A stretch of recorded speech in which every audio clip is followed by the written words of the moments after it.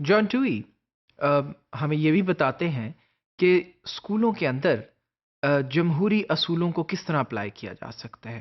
اب جمہوری اصولوں کو سمجھنے کے لیے پہلے یہ ضروری ہے کہ ہم جب جمہوریت کی بات کرتے ہیں تو جمہوریت جمہور سے نکلا ہے، جس کا مطلب ہے عوام یعنی لوگ۔ تو عوام کے جو پرنسپلز ہیں ان کو ہم اسکولوں کے اندر کس طرح اپلائی کرتے ہیں، یہ دیکھتے ہیں۔ جان ڈوئی کا ایک کوٹ ہے: The school must be made into a social center capable of participating in the daily life of the community.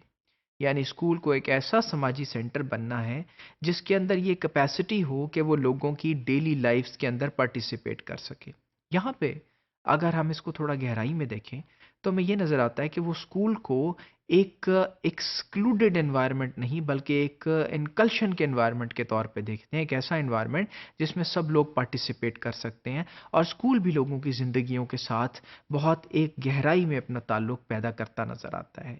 تو یہاں یوں لگتا ہے کہ شاید وہ یہ بات پرپوز کرنے والے ہیں کہ ایجوکیشن جو ہے وہ اسٹیٹ کا فنکشن ہے، اینڈ ایجوکیشن فار آل یعنی سب کے لیے یکساں تعلیم کے مواقع، ان کی ان باتوں سے یہ ظاہر ہوتا ہے۔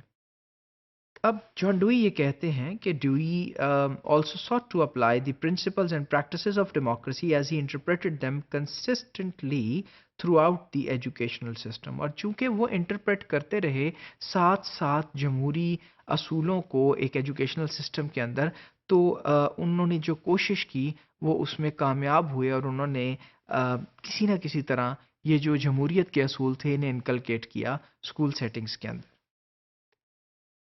اب وہ کیا ہیں؟ Schools would be freely available to all from kindergarten to college.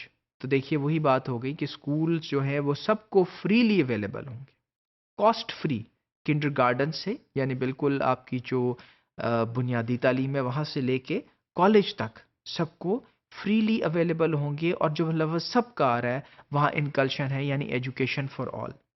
Children would themselves carry on the educational process aided and guided by the teacher، اور بچے خود ایجوکیشنل پروسیس کو آگے لے کر کے چلیں گے اور ٹیچر ان کو گائیڈ کرے گا۔ یہاں وہ اب رسپانسبلٹی بچوں پہ ڈالتے نظر آتے ہیں، اور یوں لگتا ہے جیسے جو بچے ہیں وہ تیار ہو رہے ہیں ایز سٹیزنز خود اپنے فنکشنز پرفارم کرنے کے لیے۔ Students would be trained to behave cooperatively, sharing with and caring for one another۔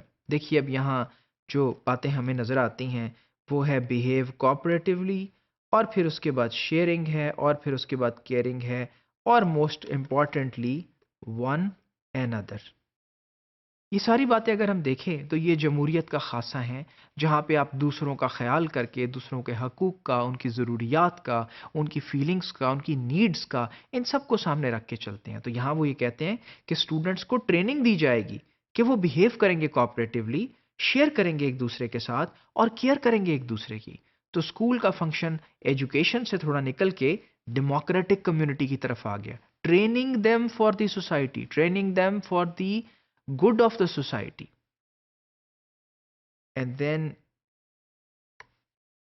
what are the benefits now of doing that? According to Dewey, in following these principles, the students will be able to develop into creative and well adjusted citizens۔ یہ کرنے کے بعد Davy کا یہ خیال ہے کہ جو بچے ہیں، جو اسٹوڈنٹس ہیں، وہ ڈیولپ کریں گے کریٹو اور ویل ایڈجسٹڈ سٹیزنس کے طور پہ۔ کریٹو جو کچھ نیا کر سکیں، اور ویل ایڈجسٹڈ جو ایک دوسرے کے ساتھ ایڈجسٹ، جو معاشرے کے اندر اپنا مقام لیں اور دوسروں کو بھی ان کا مقام دیں۔ تو ایڈجسٹمنٹ کیا ہے؟ جہاں you are at ease with the system and also with the other fellows.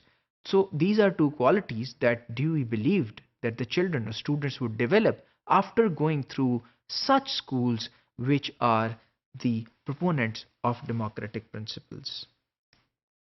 And then he says the progressive influences radiating from schools would stimulate and fortify the building of a democratic order of free and equal citizens۔ اور انہوں نے کہا کہ جو progressive influence ہے یعنی progress کرتا ہوا انفلوئنس ریڈیٹ کرتا ہے جو اسکولوں کے اندر سے، جو باہر کی طرف جس کی شعائیں نکلیں گی، جس کی گرمی جو ہے وہ باہر کی طرف محسوس کی جائے گی، جس کا ٹیمپریچر وڈ اسٹیمولیٹ، وہ پھر تیز کر دے گا، اینڈ فورٹیفائی، اور پھر اس کے بعد مضبوط کرے گا اور ایک ایسی بلڈنگ کو جو کہ ڈیموکریٹک آرڈر ہے اور free citizens and equal citizens کی ایک ایسا قلعہ، ایک ایسی شاندار عمارت بن جائے گی جو کہ جس کے اندر کے ڈیموکریٹک آرڈر ہے اور وہ سب فری اور ایکول سٹیزنز کی ہے۔ یعنی یہاں اب وہ یہ بتاتے نظر آتے ہیں کہ اسکول کا فنکشن کس طرح اسکول بلڈنگز کے اور اسکولز پریمیسز کے باہر آئے گا اور معاشرے کے میں دور دور تک پھیلے گا، جس کے بعد سب لوگ فری اور ایکول سٹیزنز کے طور پہ